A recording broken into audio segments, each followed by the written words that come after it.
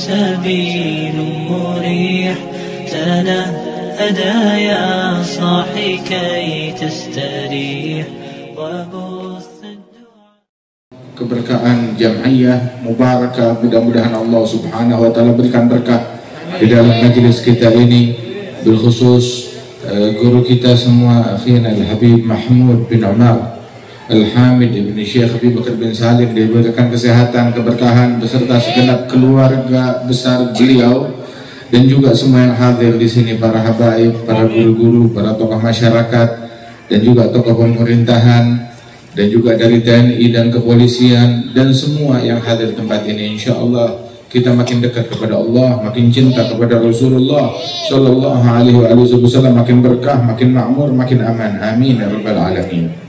Disebutkan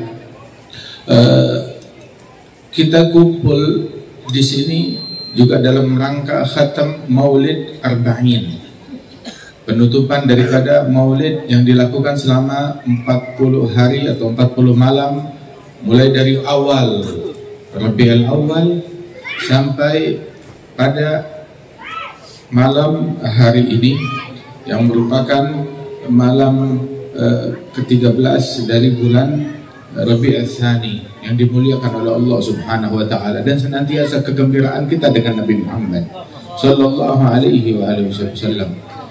Maulid Arba'in ini dahulu pertama dilakukan di negeri Hadramaut, itu dilakukan oleh Al-Habib Abdullah bin Abdurrahman ibn Syekh Abi Bakar bin Salim, murid daripada Imam Al-Arif Billah Al-Habib Abdullah bin Umar Al-Syatiri. Itu beliau tinggal di kota Syihr di pesisir Hadramaut dekat Mukalla, pelabuhan, wilayah pelabuhan. Beliau tinggal di situ dan membangun rubat, pondok pesantren namanya Rubatul Mustafa, dan beliau aktif dalam berdakwah, dan beliau yang memulai di kota tersebut Maulid Arba'in, Maulid selama 40 hari atau 40 malam berturut-turut, dari satu majlis ke majlis yang lain, dari satu masjid ke masjid yang lain.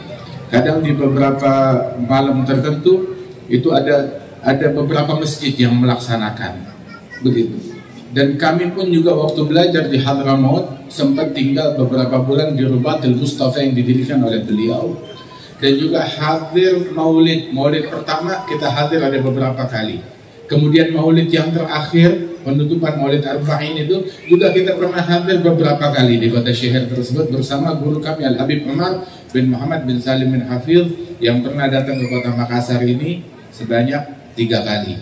1 kali menginap, dan 1 kali itu cuma pergi pagi kemudian sore pulang lagi, dan 1 kali itu dalam perjalanan transit Habib Mahmud dengan inisiatifnya dimakmurkan dengan majelis. Kita bikin majelis di mana? Di airport, di ruangan VIP, bikin majelis kumpul dengan para ulama, dengan para tokoh, dengan para masyarakat.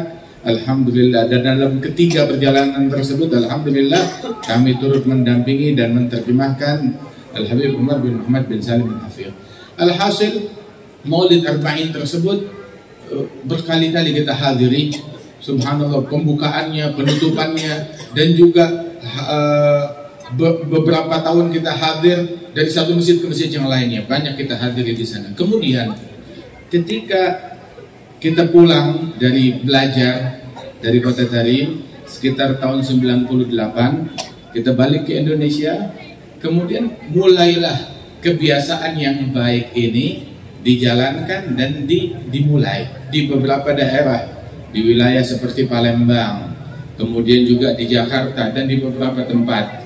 Subhanallah, dan saat itu yang memotori adalah dari teman-teman kami, murid-murid Al-Habib Umar bin Muhammad bin Salim bin Hafidh, sampai menyebar sekarang ini setelah lebih kurang 25 tahun. 25 tahun, kita pulang tahun 18 Hijriyah, sekarang tahun 44 Hijriyah. Subhanallah, ya, 25 tahun kita kembali, alhamdulillah, makmur, makin banyak. Di Jakarta aja tuh pun ada banyak. Kemarin kita malam Jumat yang lalu baru selesai juga acara penutupan Maulid Arba'in di Jakarta. Kemudian juga di beberapa daerah di Jakarta itu ada beberapa grup, ada yang di wilayah kita, ada yang di wilayah kota, dan itu pun juga ada banyak sekali. Subhanallah. Dan ini semuanya adalah keberkahan dari Allah Subhanahu wa taala yang menyebarkan ajaran tersebut. Intinya untuk menambah cinta kita kepada Rasulullah sallallahu alaihi wasallam dan mengambil pelajaran dari setiap maulid yang kita hadiri. Alhamdulillah, ini hari kita di Kota Makassar hadir penutupan dari Maulid Arba'in, insyaallah mendatangkan berkah. Amin. Kenapa maulid? Kenapa maulid? Itu disebutkan oleh ulama besar, Al-Imam Al-Arif Billah Al-Allamah Al-Qutub Al-Habib Ali bin Muhammad bin Husain Al-Habsyi. Itu beliau bilang, masyi kama majma'il maulid yujalil qulub. Tidak ada yang lebih ampuh daripada majelis maulid di dalam menolak bala dan menolak musibah. Majelis maulid itu paling ampuh untuk menolak bala, untuk menolak musibah, untuk menolak bencana.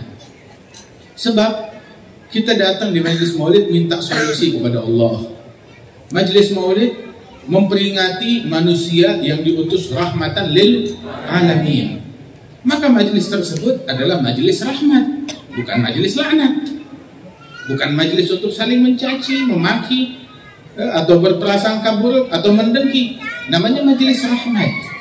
Sebab yang diperingati rahmatan lil alamin sallallahu alaihi wasallam. Nabi Muhammad yang dikenal rahmatnya kepada manusia, kepada muslim, kepada non-muslim, bahkan terhadap binatang sallallahu alaihi wasallam. Jadi nggak kebayang kalau ada orang mencintai Nabi Muhammad cuma nggak punya kasih sayang terhadap sesama. Itu Nabi Muhammad bilang, la tunza'ur rahmah illa min syaqi. Rahmat dan kasih sayang tidak dicabut dari hati seseorang, melainkan pasti dicabut dari orang yang sial. Kalau orang yang beruntung pasti penyayang. Yang nggak punya kasih sayang itu adalah orang sial. Sampai disebutkan dalam hadis yang lain, man la yarham la yurham. Yang tidak menyayang kepada sesama tidak disayang oleh Allah Subhanahu wa taala.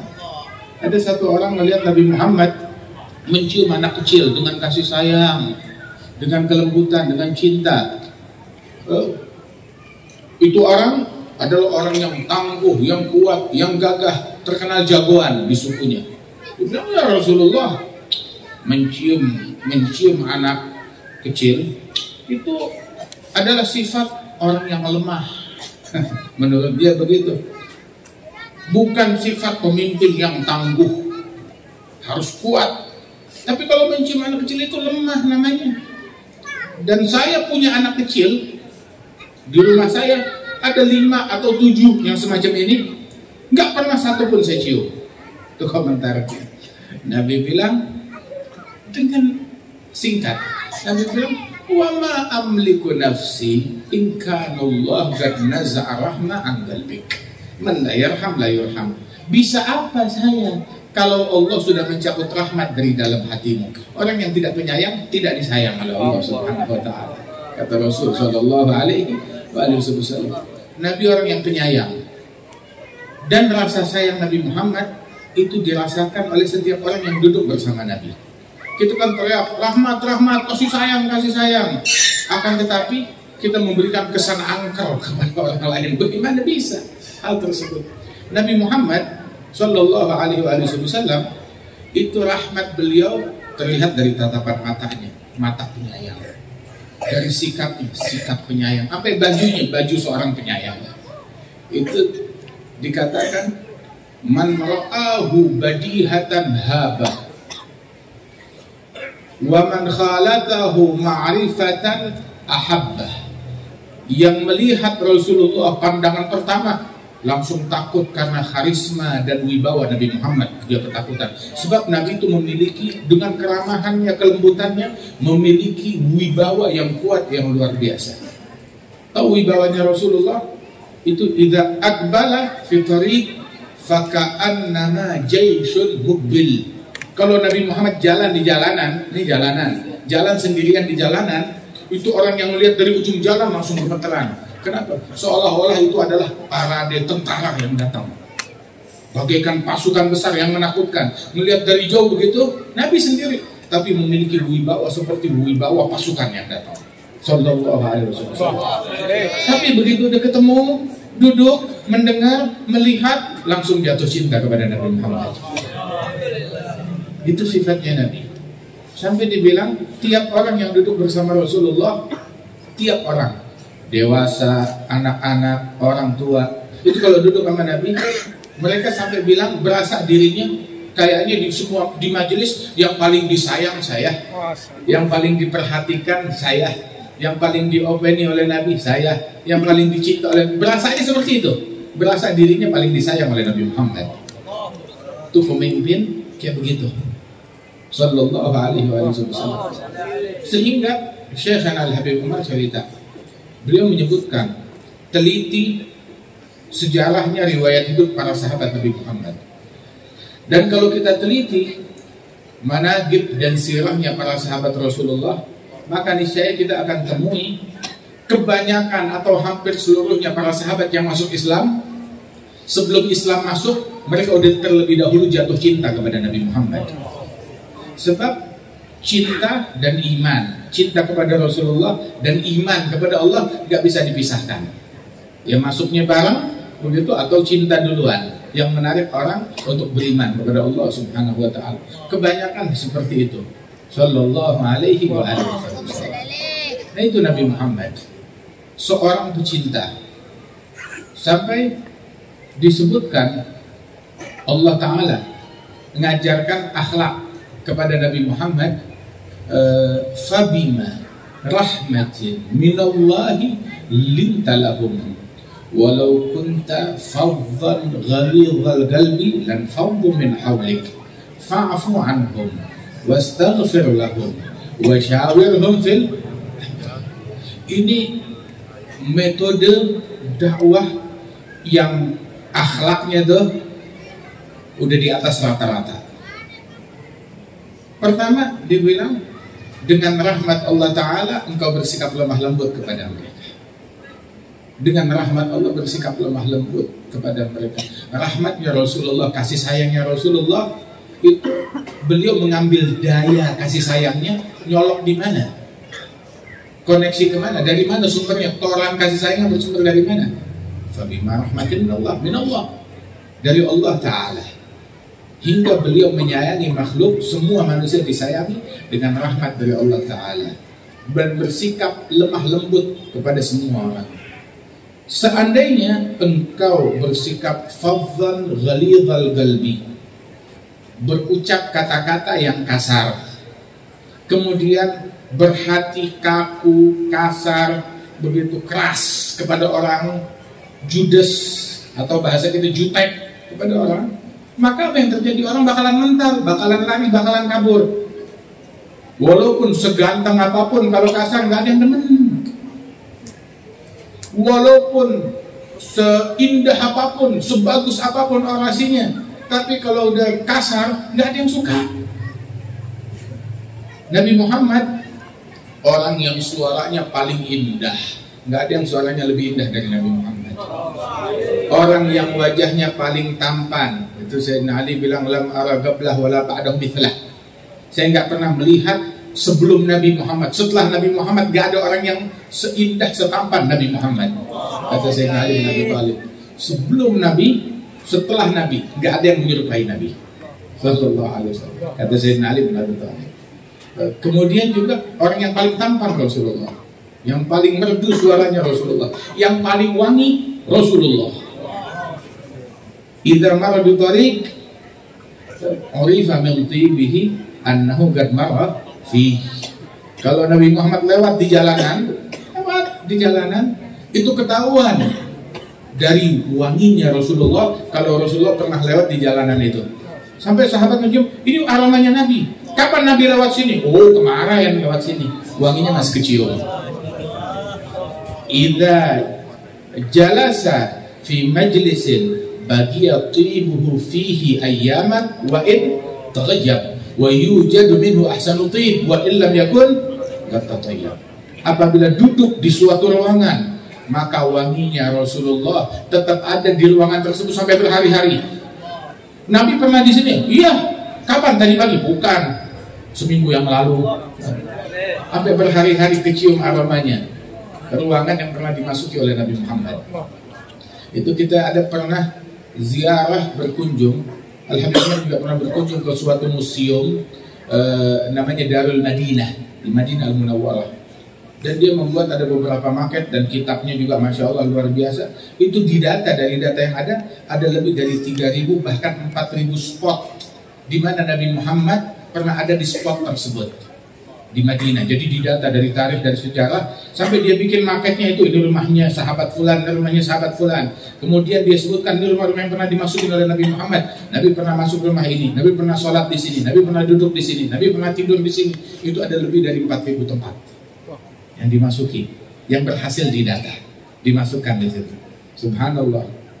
Nah itu Rasul kalau masuk di satu ruangan sampai berhari-hari, aromanya tetap ada di ruangan tersebut. Kemudian apabila salaman sama orang, salaman dengan orang, itu wanginya Nabi nempel di tangan orang tersebut, nempel di badannya orang tersebut, sallallahu alaihi wasallam. Sampai ada satu sahabat udah sepuh, udah tua, dikunjungi oleh tabi'in. Saat mereka berkunjung, pas itu sahabat, dia buka, dia pakai peci atau pakai imamah. Terus dia buka pecinya, dia mungkin ingin memperbaiki imamahnya. Saat dia buka, tahu-tahu terjatuh sesuatu dari kepalanya. Apa? Rambutnya, jambulnya panjang sampai ke bawah. Kemudian dia perbaiki rambutnya, dia gulung jambulnya, dimasukin lagi, taruh di atas, dia pakai pecinya lagi. Nah, kenapa rambut kamu ini pendek, kecuali jambulnya doang yang panjang? Kenapa jambulnya dipiara? Nah, ini jambul yang ini nih, dulu waktu saya kecil pernah diusap, dipegang dengan tangannya Nabi Muhammad. Sejak dipegang oleh tangannya Nabi Muhammad, saya nggak mau gunting. Ini rambut yang dipegang oleh Rasulullah, saya mau bawa mati ke kuburan. Pernah disentuh oleh tangannya Nabi Muhammad sallallahu alaihi wasallam. Sayyidina Utsman bin Affan bilang, "Mundu bay'atu Rasulullah bi yamini hadhihi ma masastu bihadza kalam." Sejak saya membaiat Rasulullah, bersalaman, masuk Islam, megang tangannya Nabi Muhammad dengan tangan kananku ini, maka aku nggak pernah menyentuh auratku dengan tangan kanan. Kata Sayyidina Utsman bin Affan radhiyallahu anhu wa arda. Dia jaga seperti itu. Dan uniknya lagi, Nabi Muhammad yujadu minhu ahsanu tib wa in lam yakun tayyib. Aromanya tetap harum walaupun nggak pakai minyak wangi. Walaupun tidak pakai minyak wangi, zatnya Nabi, tubuhnya Nabi, keringatnya Nabi wangi.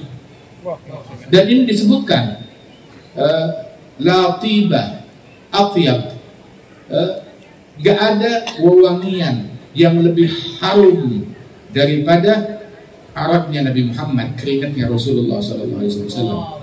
Itu diriwayatkan dalam hadis ketika seorang wanita dari keluarganya Rasul SAW, saat Nabi tidur di rumahnya, dia ambil ada kayak gelas begitu.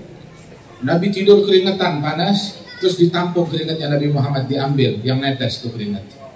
Sampai ketika Nabi terbangun, apa yang kamu lakukan? Ya Rasulullah, maafin, saya ngambil keringatnya kamu.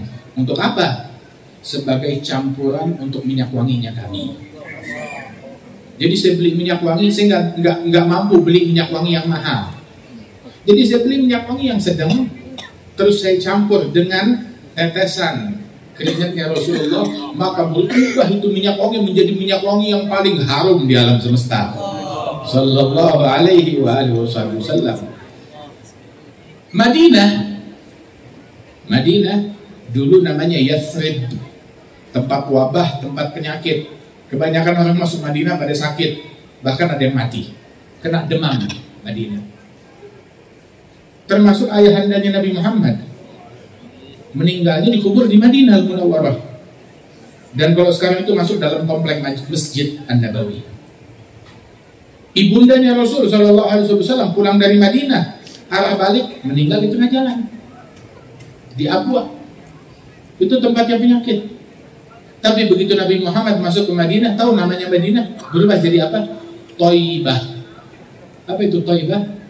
Negeri yang harum. Tanahnya menjadi obat. Itu kalau ada orang sakit, diajarin oleh Nabi Muhammad, pegang tuh tanahnya Madinah. Ya, pertama dia masukkan nih, jarinya tuh ke mulutnya. Kemudian dia oles ke tanah Madinah, kemudian letakkan di bagian yang luka sambil dia baca birigi ba'dina biturbat ardina yushfa mariduna. Dengan berkat liurnya mukmin, kemudian berkat debu dari tanah kota Madinah, maka yang sakit disembuhkan oleh Allah Subhanahu wa taala. Fi sahih. Berkat siapa? Berkat Nabi Muhammad sallallahu alaihi wasallam. Dan Rasulullah waktu beliau meninggal dunia, Sayyidina Abu Bakar As-Siddiq radhiyallahu anhu datang, dapat berita wafatnya Rasulullah, datang ke rumahnya Siti Aisyah. Nabi Muhammad sudah terbujur badannya, ditutupi dengan sorbannya. Kemudian dibuka sorbannya, penutup wajahnya dibuka oleh Sayyidina Abu Bakar. Dengan haru beliau mencium keningnya Rasulullah. Terus beliau bilang dengan lantang, dengan kuat, ya Rasulullah, tibta hayyan wa maita. Ya Rasulullah, habis nyium Nabi Muhammad setelah wafat nih, ya Rasulullah, kamu tetap harum, hidupmu harum, mati juga tetap wangi. Udah wafat juga masih wangi. Sallallahu alaihi wasallam. Ya khairu man dufinat turbi a'azumuhu fataba min tibihin al-ga'u wal akamu. Wahai orang yang jasadnya dikuburkan di tempat tersebut, di Madinah, yakni Nabi Muhammad. Begitu jasadmu ditanam, itu bumi di sekitarnya Rasulullah menjadi harum dengan jasadnya Nabi Muhammad SAW. Nafsi fida'un ligabrin anta sakinuhu fihi al-afaf wa fihi al-judu wal karam. Saya rela menggantikan engkau. Gini deh, saya ajang dikubur. Pasti itu bukan lubang kubur, lubang nikmat, lubang surga, lubang anugerah dari Allah Ta'ala. Akidah Ahlussunnah wal Jamaah, tempat paling mulia di alam semesta, lebih mulia dari arsh, dari kursi, dari surga, adalah tanah yang menghimpit jasadnya Nabi Muhammad Sallallahu alaihi wasallam. Kenapa? Sebab tiap orang pada dirinya itu terdapat unsur tanah. Setiap manusia pada dirinya ada unsur tanah. Dan unsur tanah yang ada pada dirinya itu, ini ulama yang bilang, tahu sumbernya dari mana? Sumbernya dari tempat dia dimakamkan. Dari tanah tempat dia dimakamkan. Jadi, tanah, sumber unsur tanah yang ada pada diri Nabi Muhammad, itu tanahnya dari mana? Ya, dari tempat kuburannya Rasulullah. Dan itu adalah tempat yang paling mulia di alam semesta. Sebab itu tanahnya bagian dari jasadnya Nabi Muhammad juga. Ada unsur dari tanah tersebut dalam jasadnya Nabi Muhammad. Dan di situ kita mengetahui ternyata Rasulullah, Sayyidina Abu Bakar As-Siddiq, Sayyidina Umar bin Khattab itu dari unsur tanah yang berdekatan. Subhanallah. Kenapa? Sebab makamnya mereka juga berbarengan.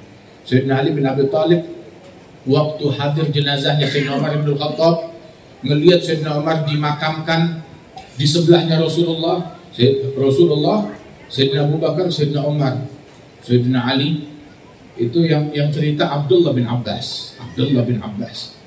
Tahu-tahu ada orang naruh tangannya di atas pundak saya. Ibn Abbas lagi sedih, lagi nangis. Tahu-tahu ada orang naruh tangannya di atas pundak saya. Saya kaget, siapa nih? Begitu orangnya bercukur, botak kepalanya, ketutupan dengan wibawanya, dengan imamahnya. Terus dia bilang, ya Umar, dari dulu emang tiap kali selalu tuh menjadi pembicaraan orang. Dari dulu Rasulullah jalan ke sana bersama Abu Bakar dan Umar.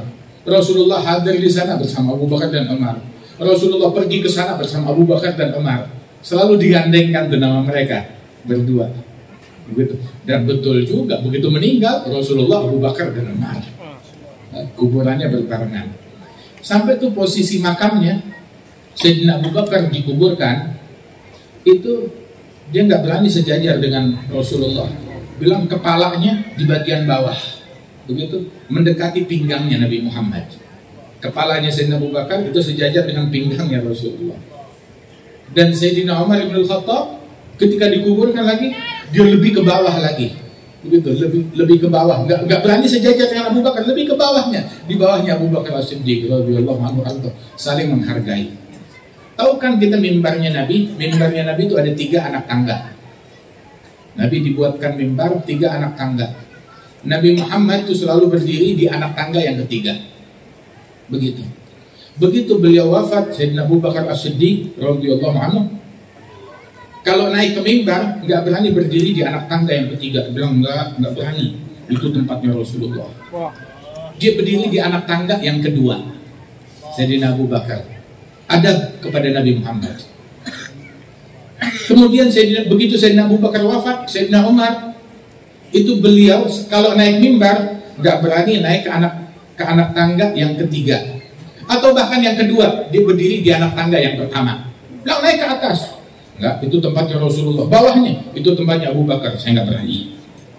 Adab kepada Nabi Muhammad dan kepada semua yang dekat dengan Nabi Muhammad Sallallahu Alaihi Wasallam. Dan uniknya, Sayyidina Abu Bakar As-Siddiq radhiyallahu anhu yang demikian agung, demikian mulia, kalau melihat cucunya Rasulullah, udah dimanjain, digendong, dipeluk, dibopong di atas kepalanya. Ngelihat Sayyidina Hasan bin Ali lagi main, dipeluk dari belakang, digendong, ditaruh di atas kepalanya beliau. Terus dia bilang sambil berdendam, ini presiden, kok berdendam begitu? Udah lupa sama jabatan, kenapa jumpa dengan kekasih? Lupa sama jabatan, lupa sama wibawa, kenapa? Ngelihat Sayyidina Hasan anak kecil, masih kanak-kanak balita, ngelihat begitu, apa sih yang dia lihat dari Sayyidina Hasan? Yang dia lihat Rasulullah. Kenapa? Sebab Sayyidina Hasan wajahnya mirip dengan Nabi Muhammad. Itu melihat Sayyidina Hasan digendong oleh Sayyidina Abu Bakar, ditaruh di atas kepalanya sambil berdendam. Apa yang dia ucapkan? Dia bilang, bi abi syabihun bin Nabi, la syabihun bi Ali. Demi Allah, ini anak lebih mirip Nabi daripada Ali bin Abi Thalib. Lebih mirip kepada Nabi Muhammad daripada Ali bin Abi Thalib. Begitu Sayyidina Ali lihat begitu senyum, salah betul. Siapa yang nggak bangga dibilang anaknya mirip dengan Nabi Muhammad Sallallahu Alaihi Wasallam. Itu Sayyidina Abu Bakar As-Siddiq radhiyallahu anhu, dia bilang, "Urbubu Muhammadan fi ahli baiti." Cari Nabi Muhammad, cari cintanya Nabi di mana? Dalam cintanya keluarga Rasulullah Sallallahu Alaihi Wasallam. Beliau sampai bilang, la garabat Rasulillah ahab ilayya an asulahu min garabati. Kerabatnya Rasulullah lebih aku cintai, untuk aku muliakan lebih daripada kerabatku sendiri. Kenapa? Karena Rasul Sallallahu Alaihi Wasallam. Ada Nabi Muhammad Sallallahu Alaihi Wasallam, orang yang penuh rahmat, yang penuh kasih sayang, yang harum, hidupnya harum, matinya harum, suaranya paling merdu, wajahnya paling indah. Tapi Allah Ta'ala bilang, walau kunta fadhan ghalidhal qalbi lanfaddu min hawlik. Kalau engkau kasar, berkata buruk, berhati kaku kepada manusia, sehingga punya kasih sayang kepada orang, orang bakalan kabur, meninggalkan engkau, bakalan menjauh. Terus diajarin bagaimana cara bersikap. Jadi diajarkan sikap lin, lemah lembut. Sebab ma'rifku fi syai' illa wazanah, wa ma nuzi'a 'an syai' illa wajanah. Tidaklah kelembutan diletakkan dalam suatu perkara melainkan menjadi mahkota dari perkara tersebut, membuatnya makin indah. Dan tidaklah lemah lembut dicabut dari suatu perkara maka melainkan menjadi cacat dan celak. Omongannya benar, Quran hadis, tapi kalau nggak ada lemah lembut, ya, orang jadi nggak suka. Nah, itu disebutkan Rasul Shallallahu Alaihi Wasallam diajarkan bersikap lemah lembut dan bagaimana bersikap kepada orang yang berbeda kepada beliau. Orang-orang yang berbeda mungkin punya potensi nifak kepada Nabi Muhammad. Nabi disuruh, ini orang-orang kadang yang datang mukmin, mereka itu kadang kasar, bahasanya kasar, ngomong semaunya terhadap Nabi Muhammad. Tapi Nabi disuruh bersikap kepada mereka dengan lemah lembut. Dan tahu sikap apa yang diambil, diajarkan oleh Allah, fa'afu anhum, maafkan mereka. Ya udah dimaafkan, nggak cukup sekedar maaf. Ada lagi langkah kedua, wastaghfir lahum, istighfar, mohon, doakan ampunan Allah untuk mereka. Sudah selesai? Belum. Wasyawirhum fil amr, ajak mereka musyawarah, libatkan mereka. Padahal Nabi Muhammad orang yang paling sempurna akalnya. Akalnya Nabi dibandingkan 5 miliar manusia, lebih cerdas akalnya Nabi Muhammad. Nabi Muhammad, akal beliau nggak perlu dibantu oleh akal orang lain, tapi beliau adalah orang aktsarun nas syura li ashabi, orang yang paling banyak musyawarah dengan sahabat-sahabatnya. Musyawarah dengan sahabat-sahabat. Bahkan Nabi Muhammad rela meninggalkan pendapatnya dan keinginannya pribadi itu, rela beliau ketika itu nggak ada kaitannya dengan syariat, dengan hukum yang udah tetap dari Allah Ta'ala, tapi diberikan kelapangan dan pilihan, itu Nabi Muhammad rela meninggalkan pilihannya demi pilihan mayoritas suara. Sallallahu alaihi wasallam. Termasuk perang Uhud. Dalam perang Uhud, Nabi condong untuk kita jangan keluar, kita tetap di Madinah. Akan tetapi mayoritas bilang enggak, kita keluar lebih baik, kita bertempur. Kita pergi keluar, hingga Rasulullah, ya sudah kalau emang mayoritasnya begitu, ya udah kita ikut. Nabi masuk ke dalam pakai baju perangnya. Udah gitu keluar. Itu saat Nabi di dalam, itu sahabat bilang, kita kan lihat Rasulullah lebih condong untuk sistem pertahanan diri, mempertahankan kota. Dan kita seolah-olah ini condong dengan pendapat kita, meninggalkan pendapatnya Nabi saat musyawarah tersebut.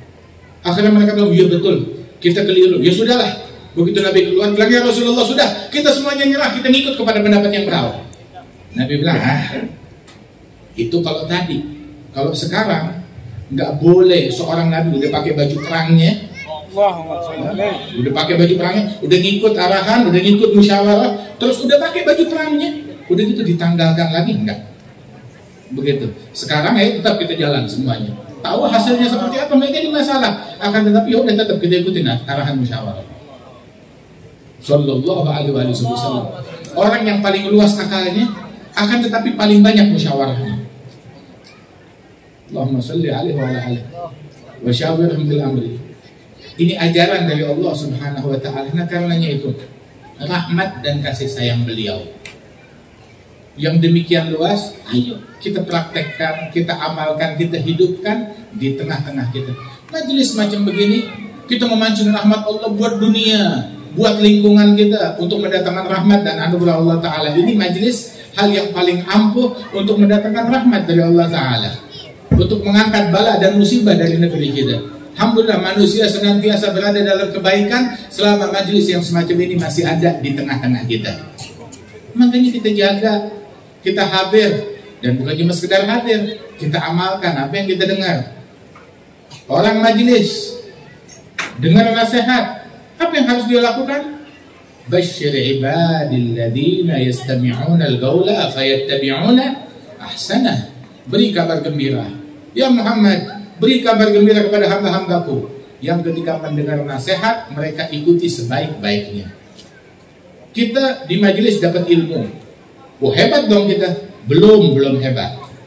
Kalau sudah kita amalkan ilmu tersebut, baru kita orang hebat. Sebab kalau ilmu kita dengar nggak kita amalkan, kita bukan tambah hebat, tambah bejat di mata Allah Ta'ala. Man izdada ilman wa lam yazdad huda, lam yazdad minallah illa bu'da. Nambah ilmu tapi nggak nambah hidayat, maka otomatis tambah jauh dari Allah Ta'ala. Jangan kita tambah jauh, amalkan apa yang kita dengarkan. Hendaknya kita keluar dari majelis ini, majelis yang sukses. Alhamdulillah, oh majelis sukses. Bagaimana majelis sukses? Enggak hujan, makanannya enak, suasananya teduh, adem.